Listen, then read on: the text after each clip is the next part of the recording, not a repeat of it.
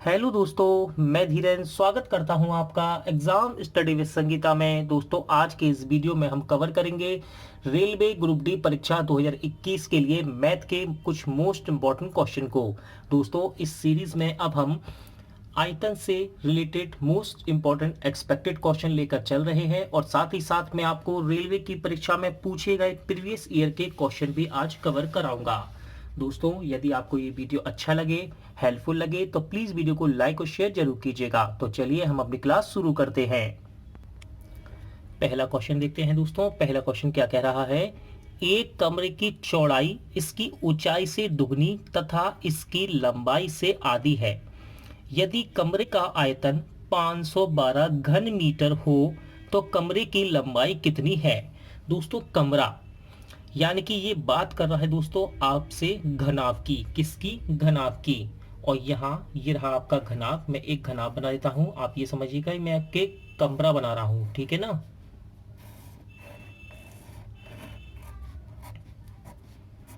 दोस्तों, ये होती इसकी घनाभ की लंबाई, ये हो गई चौड़ाई और ये रही अपनी ऊंचाई, ठीक है। अब यहाँ आपको लंबाई, चौड़ाई, ऊंचाई दे रखी है। किस प्रकार दे रखी है? देखिए LBH क्या कह रहा है? देखिए, एक कमरे की चौड़ाई, चौड़ाई ऊंचाई से दुगनी है। चौड़ाई ऊंचाई से दुगनी है तो ऊंचाई को मैं मान लेता हूं x और चौड़ाई को कर देता हूं दुगना। देखिए फिर से देखिए, चौड़ाई ऊंचाई से दुगनी है, चौड़ाई ऊंचाई से दुगनी है तथा इसकी लंबाई से आधी है। बात चौड़ाई की ही कर रहा है और कह रहा है इसकी लंबाई से आधी है, लंबाई से आधी। तो मैं इसको 4x कर सकता हूं ना। देखिए, आप ध्यान से देखिए इस लाइन को। चौड़ाई इसकी ऊंचाई से दुगनी, चौड़ाई ऊंचाई से दुगनी और इसकी लंबाई से आधी, ठीक है ना। आगे देखते हैं, कह रहा है यदि कमरे का आयतन 512 घन मीटर है तो कमरे की लंबाई कितनी है? तो दोस्तों, बात यहाँ हो रही है कमरे की, और कमरा किस तरह का होगा? घनाभ के रूप में। तो आपको कमरे का आयतन दे रखा है, यानी कि घनाभ का आयतन दे रखा है। तो घनाभ का आयतन क्या होता है? घनाभ का आयतन कितना दे रखा है? 512 घन मीटर। और घनाभ का आयतन क्या होता है? L into B into H, ठीक है ना। कितना होता है घनाभ का आयतन? क्या होता है? L into B into H. और ये आपको कितना दे रखा है? 512। देखिए, LBH की वैल्यू हमने बनाई है, हम यहाँ रख लेते हैं। L की वैल्यू क्या है? 4x, B की 2x और H की x बराबर 512। गुणा करते हैं, देखिए 4 दूनी 8, ये हो जाएगा 8 और x x x यानी कि 3 बार है तो उनका गुणा करेंगे तो ये क्या क्या हो जाएगा? x क्यूब बराबर 512।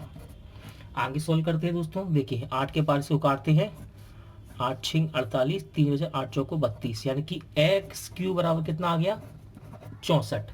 अब आपको बनाना है यहाँ x की वैल्यू आपको निकालनी है। मैं यहाँ साइड में सॉल्व कर देता हूँ दोस्तों इसको, जिससे कि आपको क्लियर दिखाई दे। देखिए, x क्यूब बराबर दिया है 64, तो x क्यूब मैं इसको लिख सकता हूँ 4 की पावर 3। नहीं लिख सकता क्योंकि 4 का क्यूब 64 ही तो होता है, 4 का क्यूब 64 ही तो होता है दोस्तों। करिए 4 का गुणा 3 बार, 4 चौको 16, 16 चौकी 64, तो मैं इसको लिख सकता हूँ 4 की पावर 3। सॉल्व करते हैं, देखिए क्यू से क्यू कैंसिल हो जाएगा तो x बराबर क्या आएगा? 4। अब आपसे पूछ रहा है यहाँ कमरे की लंबाई कितनी है। दोस्तों, कमरे की लंबाई कितनी है? 4x, यानी कि आपको केवल 4x में x की वैल्यू रखनी है। x कितना है? 4 आया, रख दीजिए 4, 4 चौको 16, यानी कि 16 मीटर इसका राइट आंसर रहेगा, ऑप्शन बी। अगला क्वेश्चन देखते हैं। अच्छा क्वेश्चन दोस्तों, ध्यान से देखिएगा। एक ठोस घनाभ की भुजाएं क्रमशः 72 सेंटीमीटर, 75 सेंटीमीटर, 135 सेंटीमीटर हैं। इसके बाद कह रहा है एक ऐसे घन की प्रत्येक भुजा क्या होगी? एक ऐसे घन की प्रत्येक भुजा क्या होगी जिसका आयतन इस ठोस घनाभ के आयतन के बराबर है। देखिए, हम इसे सॉल्व करते हैं। सवाल कह रहा है एक ठोस घनाभ की भुजाएं क्रमशः। दोस्तों, ठोस घनाभ है, फिर से मैं बनाता हूं आपके लिए घनाभ।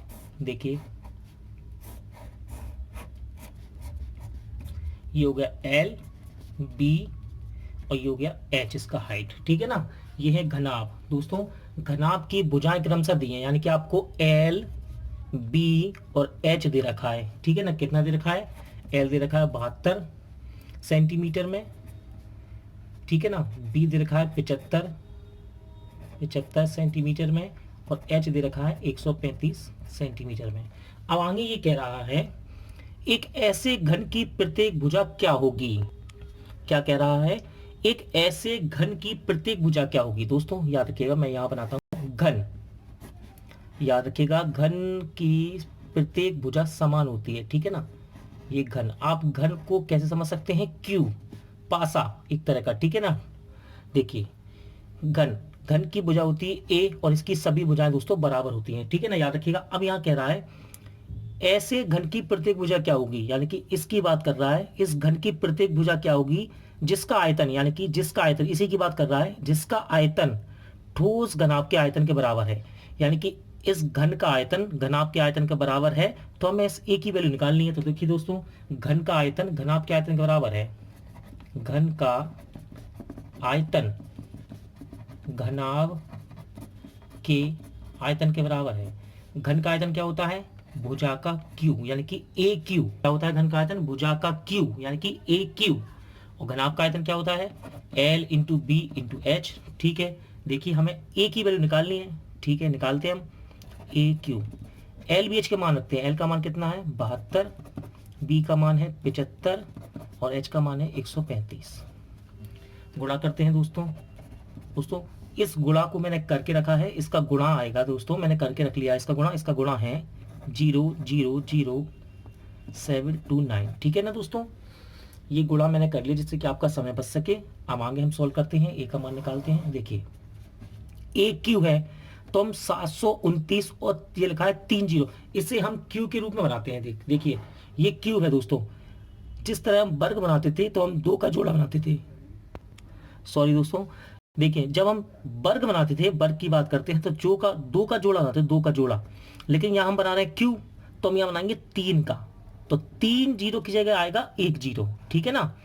और ये कितने का क्यू है दोस्तों, ये है 9 का क्यू बराबर में ए क्यू। तो हम इसे लिख सकते हैं 90 का क्यू। आप 90 का 3 बार यदि गुणा करेंगे तो कितना आएगा 729 30, ठीक है ना। तो मैंने कैसे किया इसको, 3 जीरो की जगह हम लिख सकते हैं 1 जीरो, और ये कितने का क्यूब है, ये आपका 9 का। आगे सॉल्व करते हैं, क्यू से क्यू कैंसिल, तो ए की वैल्यू कितनी आ गई दोस्तों 90 सेंटीमीटर, यानी कि ऑप्शन डी। अगला क्वेश्चन देखते हैं, इंपॉर्टेंट क्वेश्चन है दोस्तों, और इस प्रकार के सवाल मैंने आपको कल के सेट में भी करवाए थे, और इससे पहले मैं इसी टाइप का यानी कि इसी कॉन्सेप्ट के सवाल आपको क्षेत्रफल में भी सिखा चुका हूं। आज फिर हम दोबारा से इसकी प्रैक्टिस करेंगे। देखिए क्वेश्चन क्या कह रहा है, 8 मीटर लंबे, 7 मीटर चौड़े और 6 मीटर ऊंचे डिब्बे में 8 सेंटीमीटर लंबे, 7 सेंटीमीटर चौड़े और 6 सेंटीमीटर ऊंचे अधिक से अधिक कितने डिब्बे रखे जा सकते हैं। यानी कि बात हो रही है दोस्तों संख्या निकालने की, हमें डिब्बों की संख्या निकालनी है। देखिए एक ये डिब्बा है, आप इसे घनाभ समझ सकते हैं, ठीक है ना।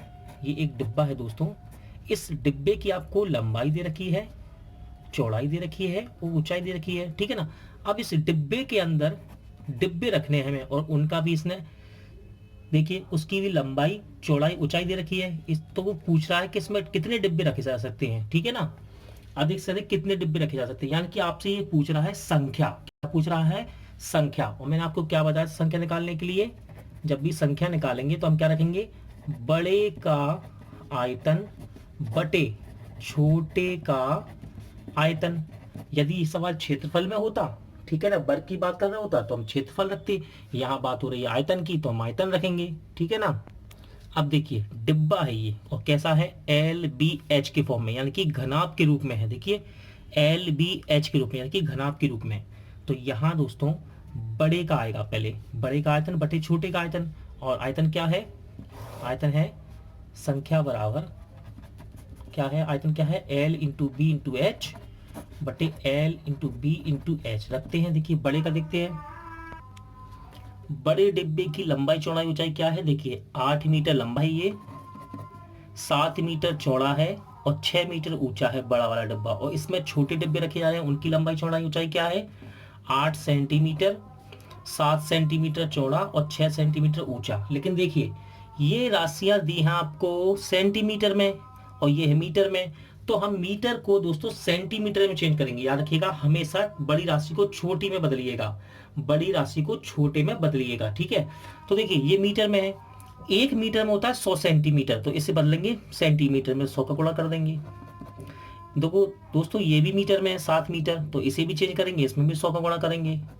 और ये 6 मीटर ऊंचा, तो इसे भी सेंटीमीटर बदलेंगे, यानी कि 100 का गुणा फिर से करेंगे। सॉल्व करते हैं, देखिए 6 के पारे से ये कट जाएगा, 7 एकम 7, 8 एकम 8। ठीक है, केवल गुणा करना है। कितने जीरो है? 1 2 3 4 5 6, रख दीजिए 1 2 3 4 5 6, यानी कि इसका राइट आंसर क्या रहेगा? Option C. अगला क्वेश्चन देखते हैं। नेक्स्ट क्वेश्चन देखते हैं दोस्तों। क्वेश्चन कह रहा है, और ये question RRC Delhi group D 2013 में पूछा गया है, और हो सकता है कि आपको भी एग्जाम में ये देखने को मिले। क्या कह रहा है क्वेश्चन? एक कक्षा में 40 छात्र हैं, इन छात्रों को 90% फाइनल परीक्षा में बैठे, इनमें से 2/3 छात्र उत्तीर्ण हुए यानी कि पास हुए, तो कितने छात्र फाइनल परीक्षा में उत्तीर्ण हुए यानी कि पास हुए हैं? देखिए कक्षा में कितने छात्र हैं? कुल छात्र हैं, कुल छात्र हैं 40। ठीक है, और इन छात्रों का 90% फाइनल परीक्षा में बैठे, तो 40 का 90% निकालेंगे, 40 का 90% निकालते हैं। देखिए परसेंट हटाएंगे, नीचे क्या आएगा? 100। एक जीरो से जीरो कैंसिल, जीरो से जीरो कैंसिल, 9 चौके 36, यानी कि 36 छात्र ऐसे हैं जो परीक्षा में बैठे हैं।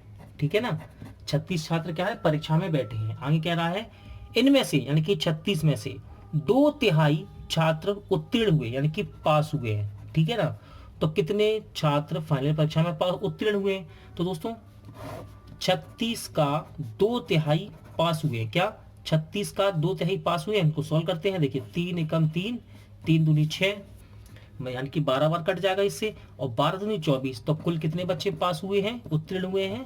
24, यानी कि ऑप्शन सी। अगला क्वेश्चन देखते हैं।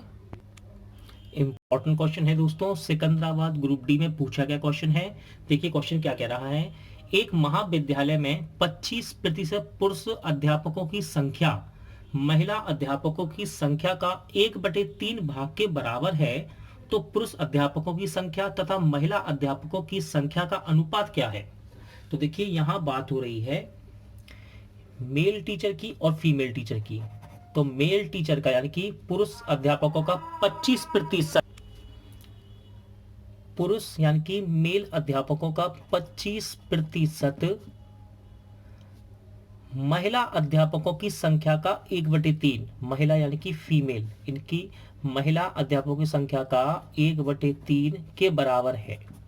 ठीक है ना, पुरुष अध्यापकों का 25%, महिला अध्यापकों का 1/3 भाग के बराबर है।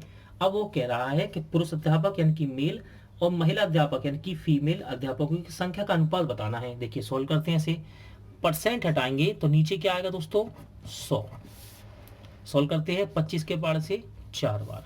ठीक है, क्रॉस मल्टीप्लिकेशन करते हैं। देखिए 3 का गुणा यहाँ होगा तो ये हो जाएगा 3m, और 4 का गुणा यहाँ होगा तो ये होगा 4f। ठीक है, मेल फीमेल। तो देखिए मेल की वैल्यू कितनी आएगी? 4, और फीमेल की वैल्यू कितनी आएगी? 3, यानी कि मैं लिख सकता हूं मेल और फीमेल का अनुपात कितना आएगा? 4:3, यानी कि ऑप्शन सी। अब दोस्तों इस क्वेश्चन में आप एग्जाम में एक चीज जरूर याद रखिएगा कि एग्जाम में जल्दबाजी में वो आपसे पूछ क्या रहा है। ऐसा हो सकता है कि वो यहाँ पर महिलाएं लिख दे और यहाँ पुरुष लिख दे और आप आंसर यही लिख के आए। तो ध्यान रखिएगा, हमें अनुपात किसका बताना है? पुरुषों का और महिलाओं का, पुरुषों का और महिलाओं का। तो क्या आएगा अनुपात? 4:3, यानी कि ऑप्शन ए। अब ये कैसे हुआ दोस्तों? ये मैं आपको कई बार बता चुका हूं। जब भी आपको इस फॉर्मेट में लिखा दिखाई दे 3m बराबर 4f, तो यार यहाँ पर एक्स वाई भी हो सकता है इस तरह से। ठीक है ना, देखिए तो x की जो वैल्यू होगी वो y के जो गुणे में जो संख्या है वो कहलाती है, और y की वैल्यू क्या होगी? जो x के गुणे में संख्या है, x के गुणे में क्या है? 3। ठीक है ना, इनके अपोजिट संख्या हम लेते हैं। ठीक है, अगला क्वेश्चन देखते हैं। इंपॉर्टेंट क्वेश्चन है दोस्तों, RRB Guwahati group D exam में पूछा गया है। क्वेश्चन कह रहा है यदि किसी संख्या का 3/5 भाग 90 हो तो उस संख्या का 2/5 भाग कितना होगा? तो मैं मान लेता हूं दोस्तों संख्या है x, माना संख्या कितनी है? वो x। ठीक है, कह रहा है किसी संख्या का 3/5 भाग 90 हो, यानी कि x का 3/5 भाग बराबर में कितना है? 90। ठीक है ना, का मतलब क्या होता है? गुणा। देखिए किसी संख्या का यानी कि x का 3/5 भाग कितना है? 90 है। अब वो कह रहा है कि इस संख्या का 2/5 क्या होगा? तो पहले हमें संख्या निकालनी पड़ेगी, इसे सॉल्व करते हैं। 3 के पार्ट से 90 को काट सकते हैं, हाँ काट सकते हैं। देखिए कटेगा इससे 30 बार, क्रॉस मल्टीप्लिकेशन गुणा होगा, देखिए 5 3 15, तो संख्या कितनी आ गई 150। अब कहा उसने कि उस संख्या का 2/5 भाग कितना है, यानी कि 150 का 2/5 निकालना है आपको। निकालिए, 5 के पार्ट से काट सकते हैं, हाँ 5 3 15, ठीक है। 30 का गुणा करते हैं 2 में तो कितना आएगा, ये 30 दूनी 60, यानी कि ऑप्शन सी। दोस्तों आज का वीडियो यहीं एंड होता है। उम्मीद करता हूँ आपको वीडियो अच्छा लगा होगा, पसंद आया होगा। पूरा वीडियो देखने के लिए थैंक यू। जल्द मिलते हैं नेक्स्ट वीडियो में।